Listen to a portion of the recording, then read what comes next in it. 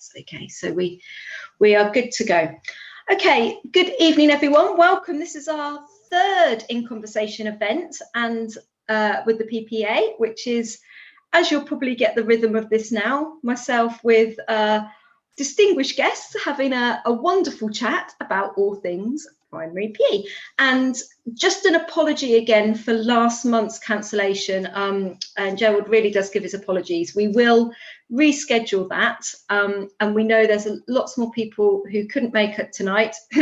Football perhaps, say no more, but Kirsten has very kindly agreed for this session to be recorded, so we will be able to share those.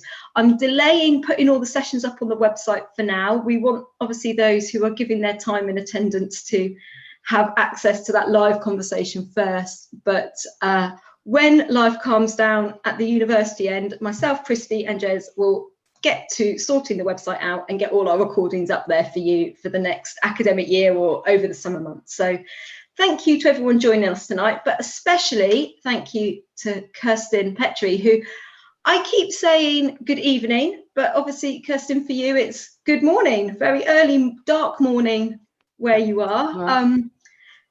For those of you who don't know Kirsten, I will get her to say a little bit about herself in a minute, if that's okay, just to set the scene for where the conversation will be going this evening. For those of you who haven't met me yet, my name is Vicky Randall. I've been hosting these events over the last few months, and with the able help of Christy Howells, who I know will be dipping in, but Christy may have to go in an hour's time. Again, sort of apologies. We're sort of collaborating on very busy sort of evening schedules at the moment. As a sort of pattern for tonight, as always, if you're used to our sessions, we will do a sort of half-hour chat with Kirsten. Then if you've got some questions you would like to pose, but as we're such a small group, if you're happy to, maybe I think tonight would be quite nice if we come off camera and mic and ask those as a discussion tonight. If you don't feel happy, please pop questions in the chat as we go and we'll pick those up, or certainly at past once we've had our conversation. And then if you would like to, please feel free to stay on and have a little chat informally. We'll stop the recording and we'll have a sort of off-record chat if you want to carry on that conversation further, but also appreciate the time of the evening for many of you. You may have places to be. So we'll get started, Kirsten. Thank you very much for joining us tonight and agreeing to chat to our lovely PPEA folks. Would you like to just start off by saying a little bit about yourself, what you do, what occupies you in PE currently? Yep, sure. Kia ora koutou. So I'm Kirsten Petrie, obviously, based at University of Waikato in Hamilton. So that's, for those of you who know New Zealand well enough, that's about an hour and a half's drive from Auckland Airport south. And I have been here for 18 years, which seems like way too long now. I was a secondary school teacher who then came here and have done most of my research and work in primary PE or health and PE in the New Zealand context, and then teach into initial teacher ed around health, physical education in primary schools, and I do some secondary teacher ed as well. The other stuff that's kind of occupies my time is been spending quite a bit of time with one of our, we call them regional sports trusts, Sport Waikato, who have responsibility for delivering a ministry program called Healthy Active Learning, which is supporting primary teachers to deliver quality health and PE. So trying to spend a lot of time with them to hopefully get them doing a better job. Yeah. That's extremely modest CV rundown of what you're doing. I mean, Kirsten's obviously prolifically writing and sharing and advising and things, but a lot of the work that you've done, Kirsten, you've helped to formulate lots of texts, and the International Reader for Primary PE was a huge project that you and Gerald undertook a few years ago. And could you just tell us a little bit about what was the impetus behind that piece of work, and how on earth did you arrive at doing something which I guess was very forward and visionary thinking at that time, because, you know, there wasn't really this sort of drive for primary to have this sort of theoretical or academic base at that point, and yet you really instigated a movement there with bringing all those texts together. What brought that about? I need to acknowledge Jez around that, because, you know, those of you who know him know that when he gets an idea, he rolls it. Some of you know that better than others. So it was just over a series of conferences. We'd met, we'd talked about the different international contexts, challenges in the primary space, and yeah, decided that like for me sitting here in Aotearoa, New Zealand, I get a lot from the Northern Hemisphere. But I'm not in those contexts, so I don't know enough about what goes on in the day-to-day of schools or in the policy space. So how to write for international audiences and understand some of those contexts was part of the drive for that. Yeah. And hopefully to help people, just challenge people's thinking around what primary health and PE, or PE in particular, would look like. And I need to acknowledge that I struggle to separate the two, because we talk health and PE predominantly, so yeah, I will flip between the two. So for those colleagues who are sort of not aware of the sort of New Zealand context, how's the curriculum sort of situated for primary and framed? Where's the sort of thinking for you guys at the moment? So the framing and policy is quite different from the practice on the ground. My time in schools lately. So in 1999, we got a health and physical education curriculum. I guess the overarching sense was that they are separate subjects, but with shared philosophy and shared achievement objectives. So I can deliver interpersonal skill stuff in either a health context or a physical education context. So that was part of the driver, and a real move to I think more holistically about health, to take a much more socio-ecological perspective, having students not just think from or teach us as teachers, teaching from a really individualistic kind of approach. So that's where policy sat. We're about to go, we've been through one curriculum refresh since then. So 2007, we got a bit of an update, but not too much for health and PE. And we're about to go through another one in about 3 years. At the same time, we have a parallel curriculum, Te Marautanga o Aotearoa, so that's our Māori medium curriculum. So those of you who are in Ireland and places like that, you know, you'll have those kind of dual language things. So we have a completely separate curriculum for teaching into Māori medium, and their health and PE statement is completely different to the English medium schools. So is health completely, wedded with what the aims and purpose of physical education is for your school curriculum? Is it completely intertangled, or are there some schools or people thinking there that thinks actually health is not part of PE, or PE represents something different? Where's the thinking with that? Well, it depends on who you're talking to, like anything we're talking about, right? So if I think about teachers in schools, their predominant thinking is that they sit quite separate from each other. Or the teachers I was working with last week, one of the underlying concepts of the New Zealand curriculum is a notion called hauora, which is whare tapa whā, the four-sided house. And so you need to have spiritual, social, physical, and mental, emotional, all as part of a holistic wellbeing approach. So teachers have grappled with that and use that in health and physical education, but that's kind of as far as they've gone with it. So we'll still see, you know, at the moment there's an explosion of more providers doing mindfulness, or there's a program called Pause, Smile, Breathe, and they use that as their health education. So is that replacing physical education time? Are you finding it starting to creep into that, or? No, so they keep physical education time quite separate typically. So, but you know, the 3 schools I've been in this week, their physical education time basically was facilitating physical activity, which I wouldn't call physical education. I think I think that's a notion we can probably all wherever we are empathise with. And I was just going to ask there around the impact then of, or if there has been an impact of COVID with the location of health or physical activity, and how that's impinging on primary PE, or whether that's left PE hasn't been affected by that, as you can see or predict. It's been an interesting discussion because, and I'm sorry that we only had 7 weeks of lockdown, and so basically COVID has affected us in a whole range of ways, but not at the same level that it's affected you lot. So for the majority of people, it didn't change their practice. There would have been opportunities to do that, to rethink things, but they've just rolled back into it's term 3 coming up and we're doing cross country. So there hasn't been that catalyst for change that maybe could have happened. Not that we'd want to be in lockdown for longer, but no. Yeah. But so did you hope there would be a change then? Did you hope it would inspire some change? And if so, what would you have, I guess, like to have seen? Well, I think the thing is, so the other thing the government's now pushing is we had a wellbeing budget about 4 years ago, and now there's notions of a wellbeing curriculum, which would span across all learning areas, which should force school leaders, teachers to think about health little h, not, and how that sits across all those spaces. So as that comes on board, that might be the catalyst, and people are using COVID example in there. But and I guess I've always said it, that the primary teacher is swamped.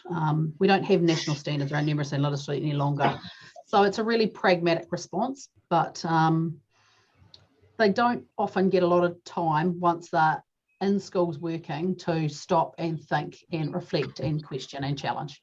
So, it's not surprising that nothing changes. Yeah, I mean, we were having this conversation, weren't we, before we came sort of online, really, about the challenges of instigating a momentum of change. And sometimes you feel, don't you, stuck in a repetitive cycle of having the same conversations and to the same people, and still that repeats time after time, and even with such a huge global effect like we've all been through globally, whether, like you say, it's affected weeks of lockdown or not, or some countries or not, it's still affected the world globally, and potentially that is an opportunity for us to I guess look for a future where if there was a change for primary PE, if we wanted one, we might not want one, but if we did, this might be the ideal time to put that forward. Yeah, it's interesting, some of the experiences of colleagues in Canterbury where they had the earthquake, God, is it 12 years ago now? They've had a mosque shooting, we've had COVID, and each of those has seen change in the first instance. So earthquake really forced them to think about teaching and learning and health and PE really quite differently, because the emotional state for most of the young people in their whānau families was really disrupted, and same with the mosque shooting. But it's that slippage back into what's already been before that happens just continually. And so, I was saying to you before, Kirsty, that so I've been doing this for nearly 20 years, and I feel like, why am I bothering? It sounds really bad, but it's like we are not seeing change in the way that we'd like to.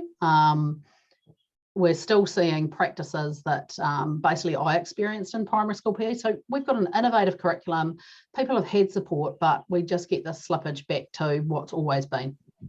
So here's an interesting question, and I was posed this the other day on a panel I was at, and I guess the question was around initial teacher education, which you are clearly and have been heavily involved with for a while, and should initial teacher education then be considered as the catalyst for changing school culture around physical education, or is initial teacher education reactive to what is happening in schools? So we prepare students for the reality of school, or should we somehow be the catalyst for change in that? But I guess the offset of that is that we don't fully prepare the trainee for what they experience in the here and now. Where's your sort of thinking, and what do you do in curriculum ITE?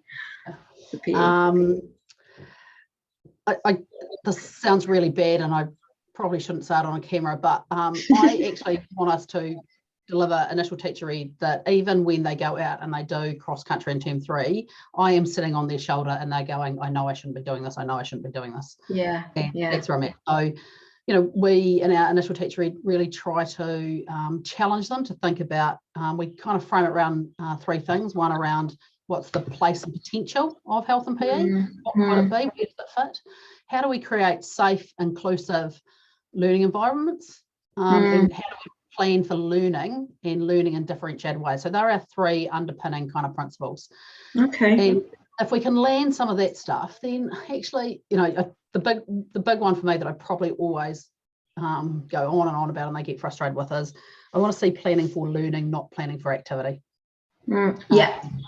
So we see a lot of, you know, yesterday I was in a school observing a student and it was turbo touch. Well, that was great, but they learnt nothing, you know. And the day before I saw a traditional Māori game being played, kia rahi, and they played for 50 minutes. I sat there for 50 minutes and watched the student facilitate gameplay.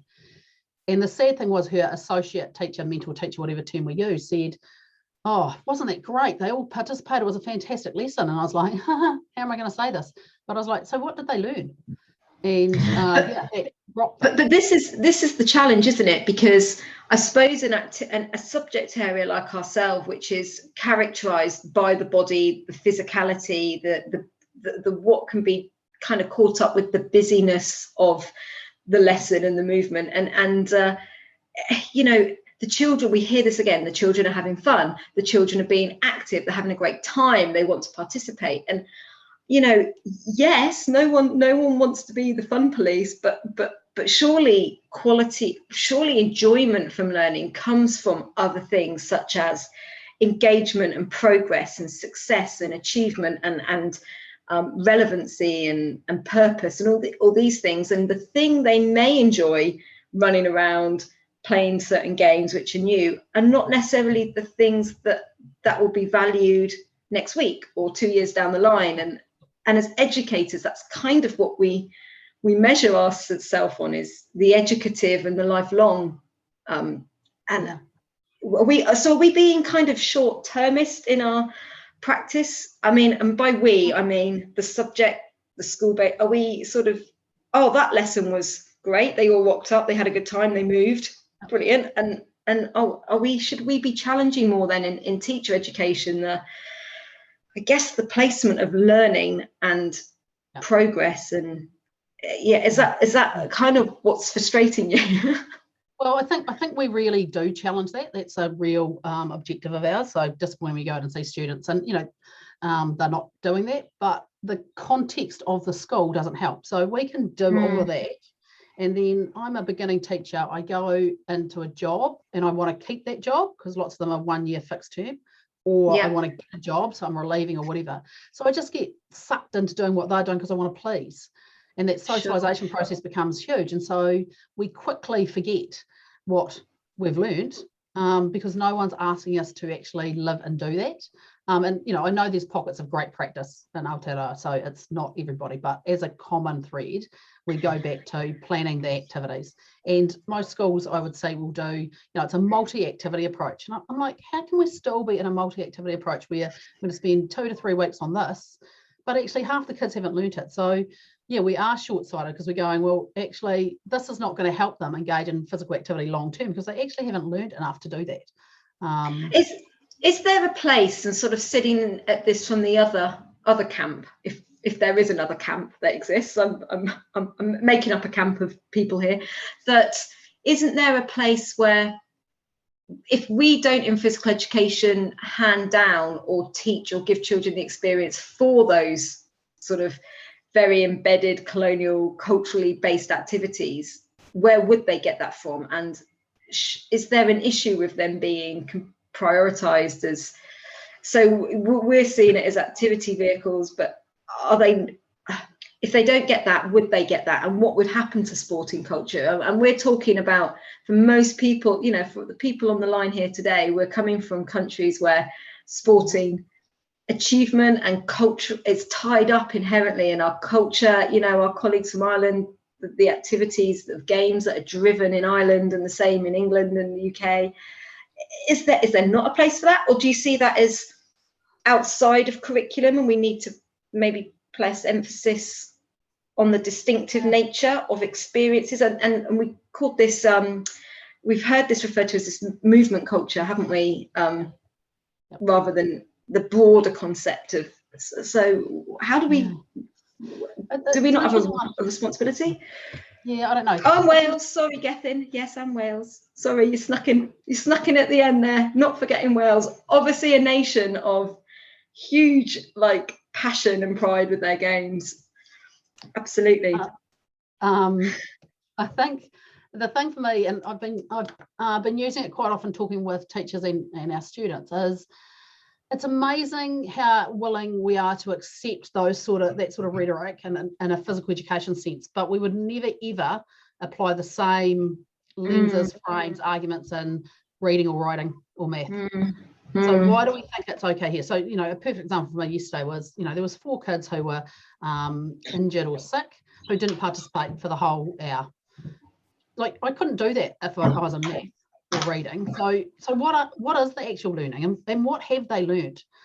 So we had a great chat with Christy last time, and a really good conversation with her. And I think for me, the thing I took from that was the emphasis of on the early years was a good place to start instigating change and giving teachers a real premise where these cultural activities are not necessarily that relevant or important to these really young children at that age, but other things are. And Christy, you'll be really pleased to hear I was in a school this morning where, to support children's handwriting, we're talking about literacy there and other subjects, and the head teacher decided to invest in the early years in hanging, swinging and climbing equipment to support children's writing and not more writing. And she was explaining to the governing body there around the way it's important that children over COVID haven't developed their strength in those muscles and the shoulder control and the balance and the core control. So they're invested in that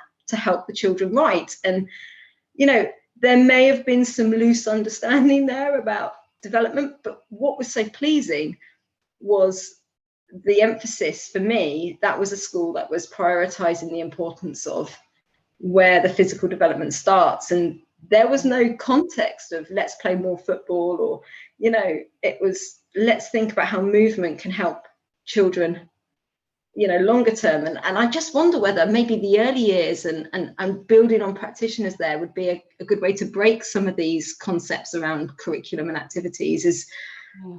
I think for us is that neither in our initial teacher ed program or in the curriculum there's no sports named. Absolutely no sports named. So there's no expectation you deliver any sport. You need to do aquatic education, which is not necessarily swimming. This sounds very similar for us. Yep. So when there's no sports named, then why do we automatically go there? So we're seeing a whole lot more play-based learning happening in the early years in the primary school, which is fantastic. But they still don't think to use their playground as a learning space. So, and it's again goes back to that whole, we wouldn't do it in reading, writing and maths, but we still see some schools who will do football with year 1s and football with year 7 or 8s. So how many years of football do you need? What does it look like? So that broader planning just doesn't take into account the context, the communities, and where kids are at and what they're going to do. And still a lot of PE here is framed around selecting teams to go to inter-school sport. And it's like, well, that's not what physical education is. If you want a physically educated person, what is that about? A love of moving? Well, that can look really different for different people. And, I think too often we end up playing large team games, mass games, so the frustration of the not small groups, not, people on display, all those things that have been in the academic literature for years, but actually still haven't landed on the ground. So I guess that's where my challenge is like, how do we actually create change? And lots of us here on this talk have tried this in multiple ways. Yeah. So for colleagues who are here today, many work in teacher education or work with teachers professionally in the day-to-day. What, I guess, advice or thinking for the future or tips would you, if you could absolutely tomorrow have physical education in place, or could get the message out to as many people about what we could be doing in our practice in ITE or working with teachers in school, it's a tough question, but what what would you say? What would you want? What would your wish be? What would you like us to do? Or so we have tried some stuff at different times, and even the assignments we're setting up for our papers this year of trying to force people to think about that in much more of an integrated way, that physical education isn't something that only happens when you rock out onto the courts or the field. Oh, so it looks like England have scored. So that's I've been trying not to scan the chat for any football related I'll just news. point that out. Well done. So thanks, ladies. So I think for me, where we've tried to do things is say, where does it look and where does it sit in an integrated way? So even our an assignment we've got for our year 2 initial teacher ed students is, a planner overview, we call it, unit, whatever. It could last for a whole term, it could last for 3 weeks, but you know helps you at the very start of the year to build an inclusive, safe learning environment for your classroom, because we don't have specialists, we only have generalists on a whole. And how do you use movement context to help build that, to discuss how we work in teams, how we speak to each other, what does that look like? So we can use the movement context to facilitate a whole range of other things. The other thing, some work we did way back in Everybody Counts project, one of the teachers who was teaching, I'm going to say they would have been 7-8-year-olds, 8, 9, he actually co-designed the curriculum with them right from the start. So he With the children. So wow. He'd done a whole lot around emotions at the very start and used physical activity as an opportunity to explore that, and then use maths time and reading time to unpack with them. He framed it around, he got them to do these, mind maps, let's call them, of what sort of activities do you do at the beach, at home, in the park, with your family. Then he did other ones like, what movements do babies do, old people, young people, and collated that. And so they had these big lists of activities, and then got them to think about what thinking, people and movement skills you need to do these activities.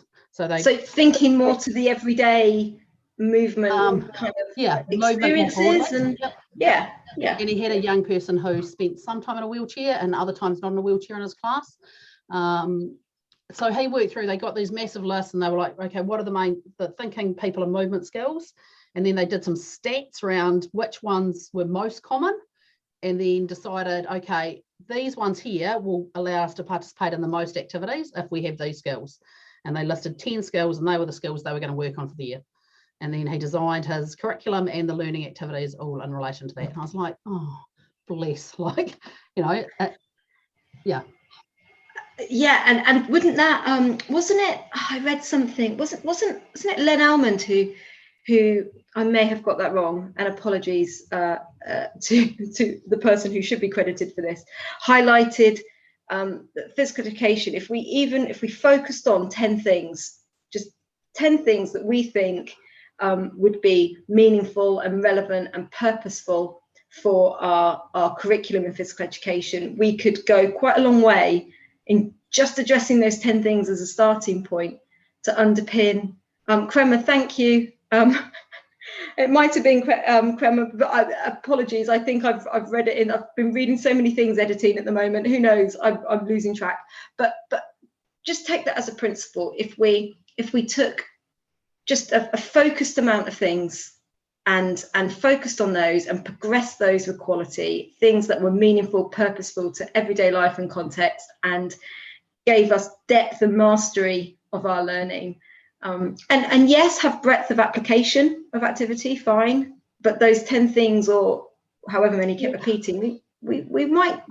I think the thing though is, I would hate us ever get to the point to say, here are the 10 things. So I've been in 2 really contrasting schools this week.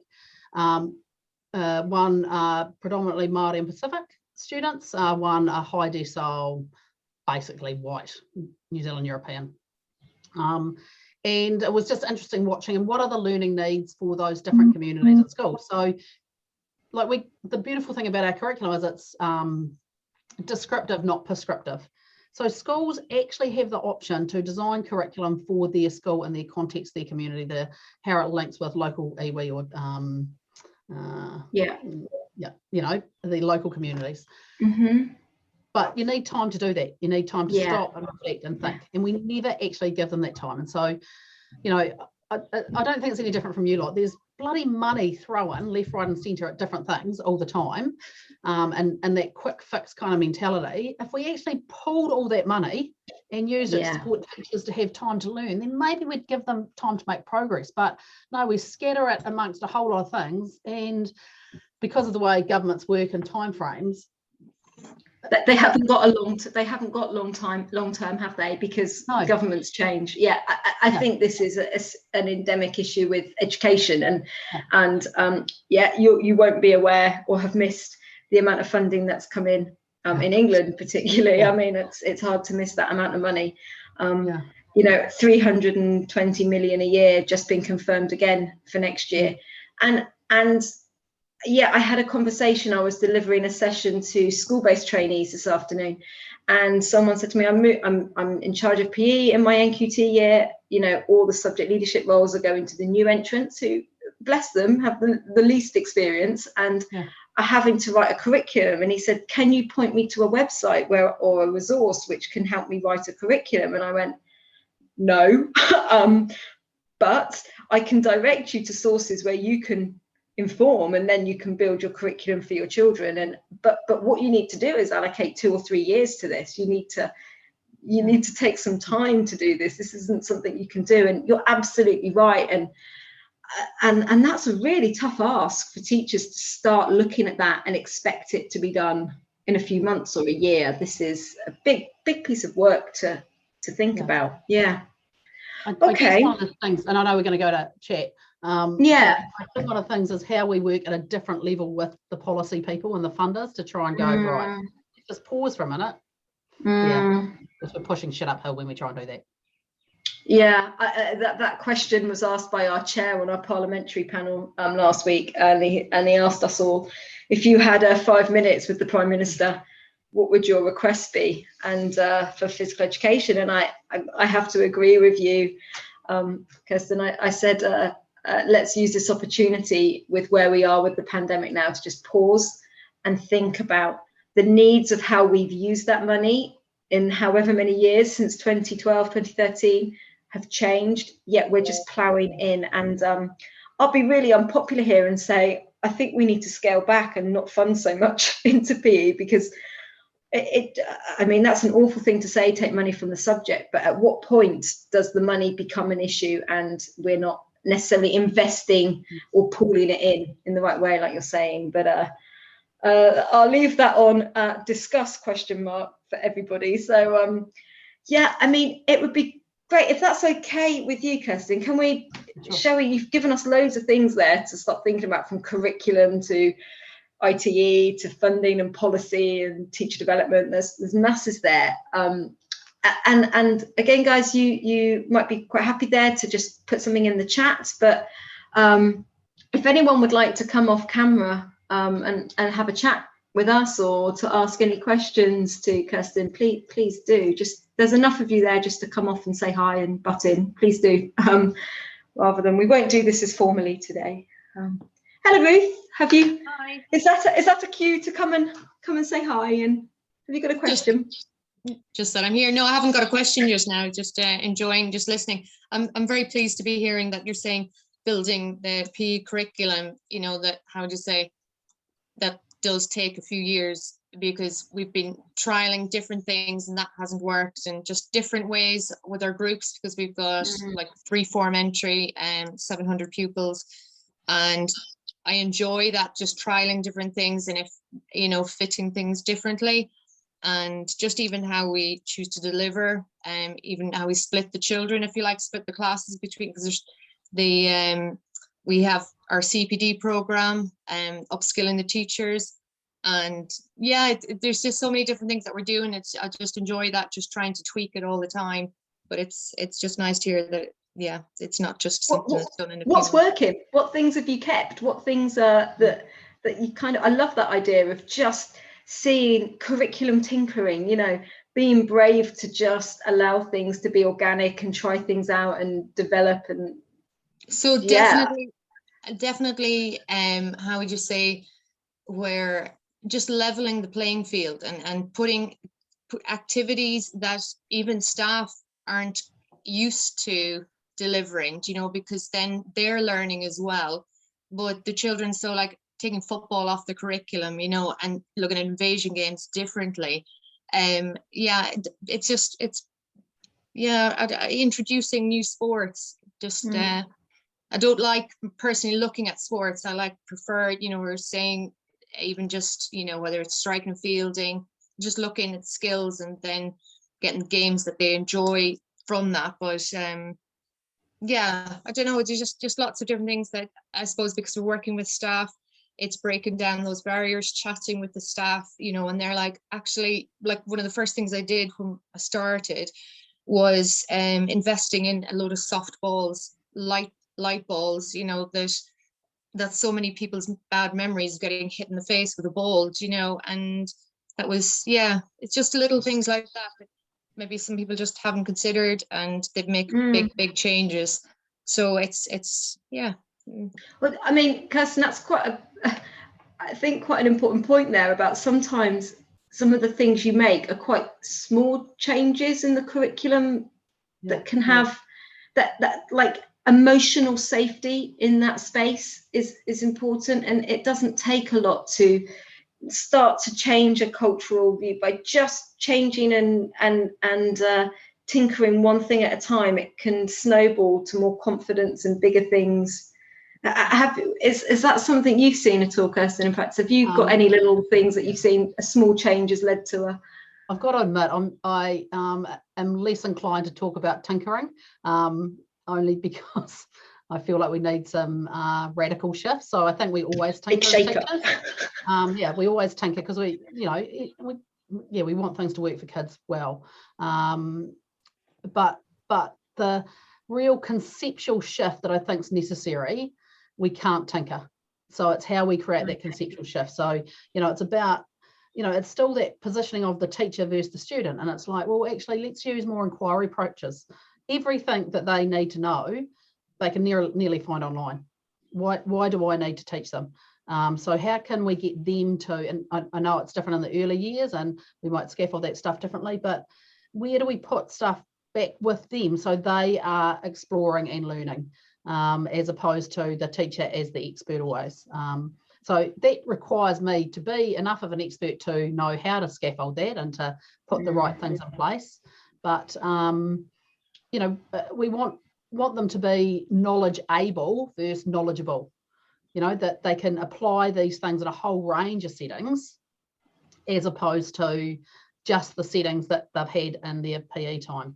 You know, and I think one of our struggles is the blur between school sport and PE happens all the time. So I'm really keen that, you know, lots of the tinkering still keeps us in the sport space, whereas actually we need something a bit more radical.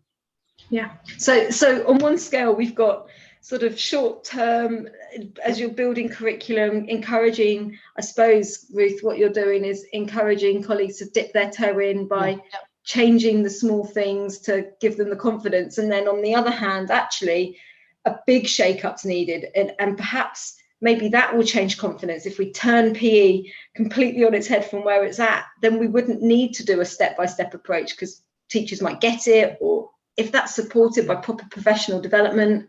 And I think it is, it's not an either or. So I do, like, we all tinker all the time, right? But the time I've seen the most change is when they've had this fundamental philosophical shift, and then they can't actually keep delivering what they've always delivered because they just know it doesn't sit right. And then they'll tinker, and, you know, we know that we won't get it right the first time. Even in our IT program, I don't get it right the first time. So how do we continually make those changes there? But, you know, so I guess I've gone, I need to move them in their head and their heart before I'm going to actually see a change in practice. And we've had some questions in the chat there, and thank you, Ruth, for kicking it off. And I'll come to Christy's point in a minute because it's a great question to ask. But I've just seen Katerina's here, which I think ties in really well with what we've been talking about. So sorry, Christy, just to jump Katerina in ahead there, but. So the question is, to add to initial teacher training, Katerina said she was lucky to have had tutors that bothered, you know, that cared. And as early career teachers, we're advised not to rock the boat. That's, I mean, you briefly mentioned this earlier, and you know, that's so hard. We then get, don't we, this whole stuck in a cycle of replicating practice, even though initial teacher education or tutors are encouraging those teachers to be brave and make changes and be quite radical, you know, just to kind of go for it. Can I challenge that?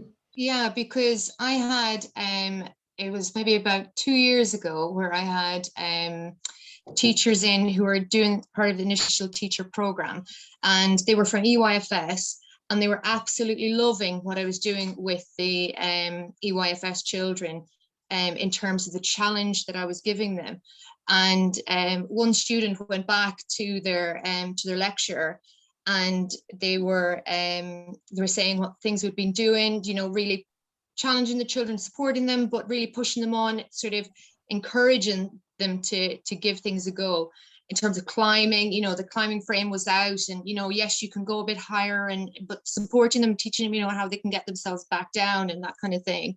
And the lecturer said no, because of the level of risk, you know, she was advising against. And I said, well, I'm sorry, but I completely disagree.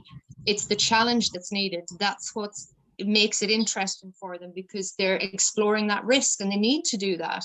But yeah, it was the, you know. So there's a real mixed economy of experience, even from initial teacher education, which, you know, surely, I'm sure we can appreciate. The student themselves could see in the lesson the progress the children were making, and how would you say, they really wanted it, you know, and they were pushing themselves, and that's where the learning was happening. And wonderful. Yeah, so she said, actually, no, I can see this working, I can see that. And she was going to, regardless of what the lecturer was saying, she could see, this it was good, it was working, you know. So yeah. And can I just come back to Katarina's point? Sorry. Katarina, I think one of the things for me too is, and I'm not the best example of this because I didn't get employed when I first left Teachers Training College, because I was too challenging, and that was the feedback, and I would not support, they felt I would be too intimidating for the other staff. But I guess life has not changed that much. The thing for me is, the message I try and give my initial teacher ed students is, you have to feel comfortable being yourself and doing the job that you want. So we do spend quite a bit of time working on how I can push for change without being obnoxious and rude. So I'm, again, not the best mentor for that, but you know, how we phrase things, like, you know, teaching them to use questions like, so I'm just a little bit confused. We've talked about really wanting to focus on this learning, and I'm not sure how it sits in here. Can you please explain that to me? So we try and teach them to do it really politely, but at least then I kind of go with it, no response is a response. So if I just let it slide and become part of the problem, then I'm complicit in that. So at least I need to ask the question, and I can sleep better at night because I've asked that question, even if it's not changed. So really trying to work with them to, you know, and all our students aren't like this. Lots of our students will just suck it up and do whatever because they want the job. But those who are really wanting to think differently and challenge the system and stuff like that will ask those questions. And we've all got better at doing it in a nicer way. So maybe there's a challenge there for initial teacher education to think about the advocacy and how we professionally develop those skills for change, not just about, but again, we're always limited by time, aren't we? But as a general principle for all ITE, how are we creating sort of change makers and people who can instigate change in their school at an early stage of career and inspire that change, rather than feel that conformity, if conformity sits uncomfortably with them, if conformity feels the right thing, that's different. But if conforming is not the right thing, Christy, I'm just, because I know, my dear, you might have to shoot off soon, but I thought your question was an excellent one, to Kirsten, to ask. Do you want to say that in person? So I wanted to know, in particular, having just entered into my 16th year, so I understand this are like 18th year kind of thing. What was your proudest moment in terms of either radical shift or in terms of what you've done in terms of PE? There's a couple of small wee ones. Like I really enjoy it when a initial teacher ed student comes back from placement and they go, oh, Steph, who was their associate, goes, don't tell Kirsten I'm doing this, she would hate it, I know it's wrong. So I love those moments, they bring me great joy.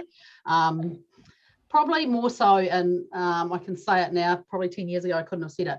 There used to be a program in the Waikato called Project Energize, which was about, I'm going to say, skinny kids.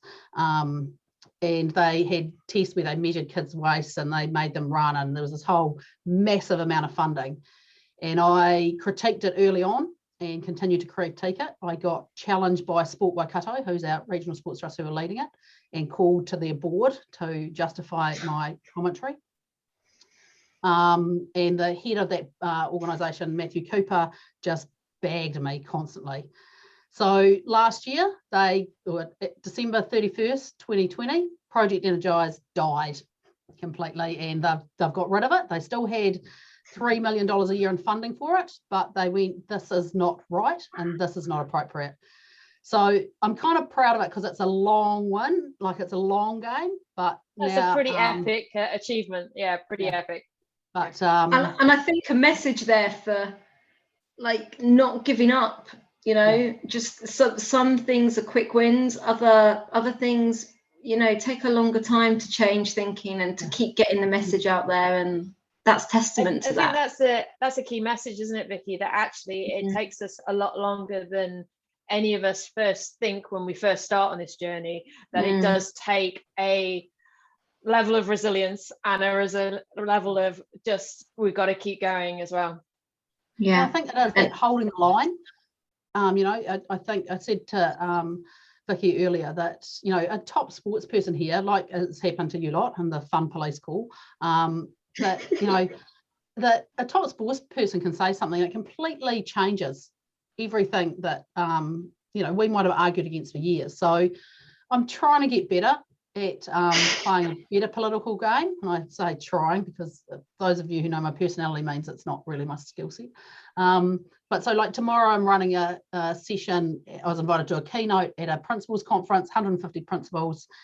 And we decided it would be better for a principal and I to sit on the couch together and have a conversation, but like we are today, than for me to talk, because he has so much mana status that if we can have a sensible dialogue, and it's a bit planned, but it'll we'll riff a bit as we go, it will have more credibility than me ever standing up there by myself.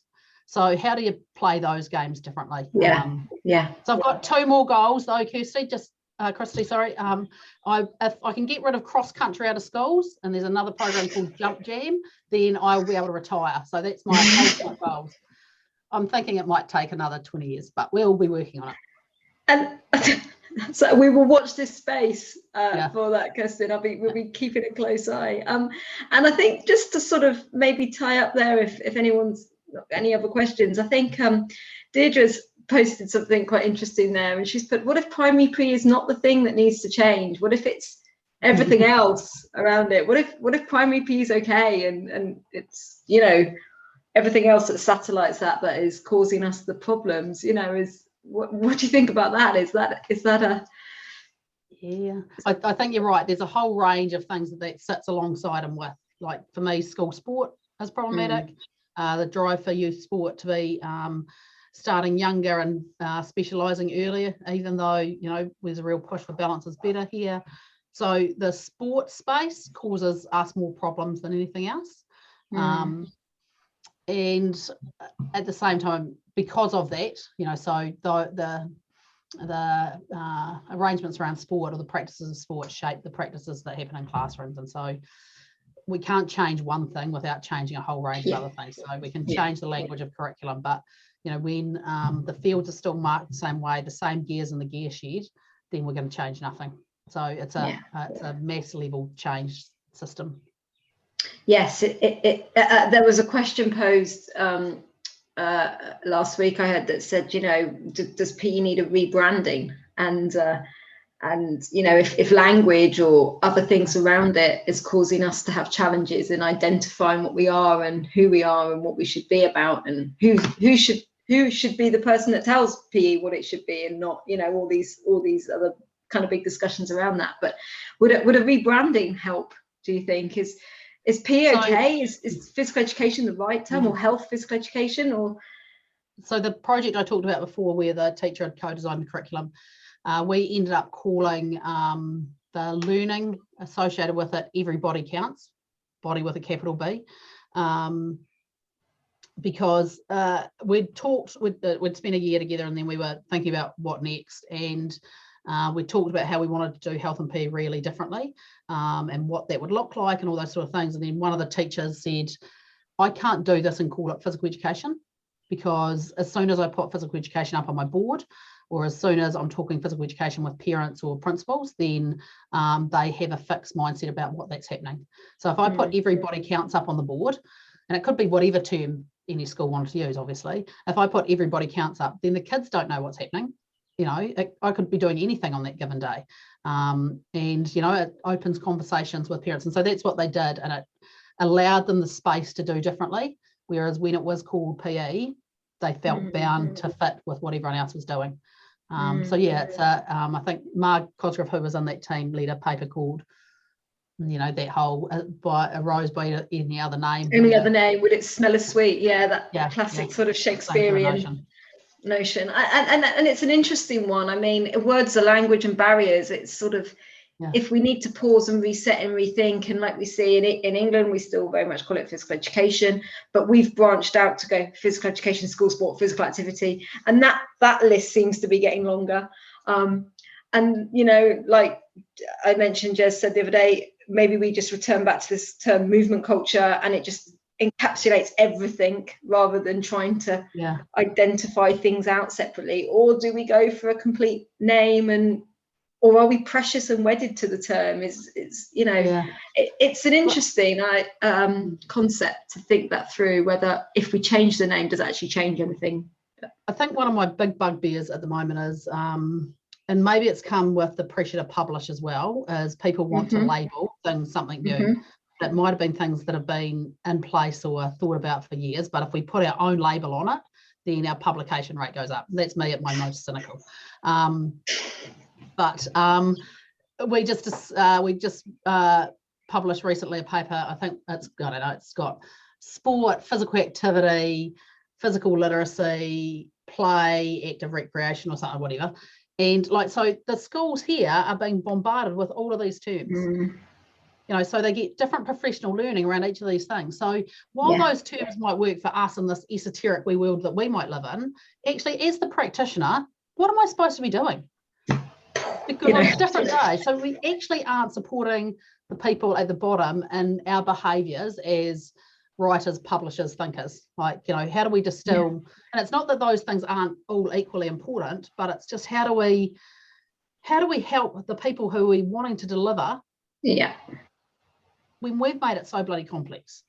Yeah, I think that's an absolute fair point. As we're all striving to have that unique contribution to the field, are we breaking it down so much that we're becoming too complex in our understanding for our practitioners, who ultimately, and our children, who I guess we're doing this for? It's about improving the subject, and our main recipients of physical education are our teaching profession and our children in primary, certainly. So yeah, that's a really interesting point. It's an interesting one, because, and I note, Julie, your question about who's best to teach it. Well, depending on how we label it will depend on who sits where. And so, like, what are we actually talking about? And, you know, so I think in that paper we talk about movement culture, and we movement culture in the broader sense, and adopting Arnold's kind of in, through and about sort of stuff, those sort of things. So at the end of the day, what do we want for tamariki young people in our countries and our communities,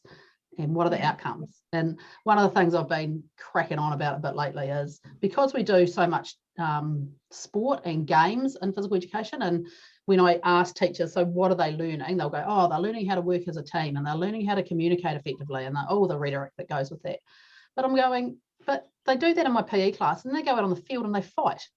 or after school, they argue. And if we've spent, most of us would spend 10 years doing physical education of some sort in New Zealand schools, which probably, apart from the first couple of years, most of that is team games. So I'm not sure we've done much learning, because as adults, we can't manage those things. So what learning has actually happened, and how explicit was it? You can put children in a team and they can absolutely still work as an individual. Just by putting them in a team doesn't mean they're going to learn team skills, unless you're, like, you go back to the point about, unless your learning and education of that lesson is about that child understanding and you creating the environment where they are engaging and working in those skills. Just because you put them in a team doesn't mean they're going to learn how to be in a team.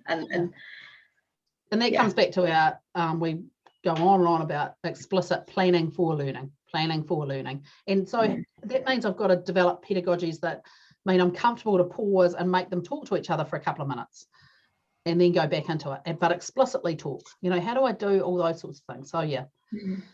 Yeah, I think, yeah, and I think in terms of how we move forward, these are big questions, and I think they're clearly questions for yourself within your national and local context. But I think everything you've mentioned today has resonated, certainly with me and the context we're in, and colleagues from our sort of home countries and in the UK and further afield.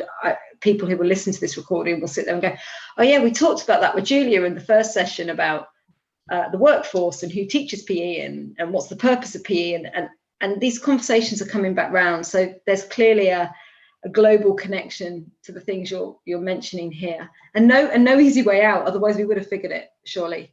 But we've just come to the hour mark, and I just wanted to maybe formally bring the sort of formal part of this session together, and if colleagues want to stay on the line and have a little chat for a few minutes after, please feel free. But and just thank you so much, Kirsten, for your early morning start today to get in and come and have a chat with us, because it's so important, and hence the premise of this, that we listen to experts and practitioners and educators like yourself. We carry on that conversation. We hear from different voices who are teaching in different contexts, and we start to, even if that conversation sort of starts to bring a bigger conversation, hey, doesn't, you know, that might be all we achieve, but it's really important that we do talk to each other and we carry on chatting and sharing those experiences. And I can't thank you enough for giving your time this morning, this evening, wherever we are in the world, for your insights there. Thank you to everybody who joined us this evening, and thank you to those who are listening after, not live, but listening to us at a later date. I'll stop the recording now, but if anyone would like to carry on having a chat, we'll hang around for a little bit, and before we catch the second half of the football anyway. Okay, thank you so much, Kirsten. Really appreciate it, and thank you to everyone else. And I'll just stop there.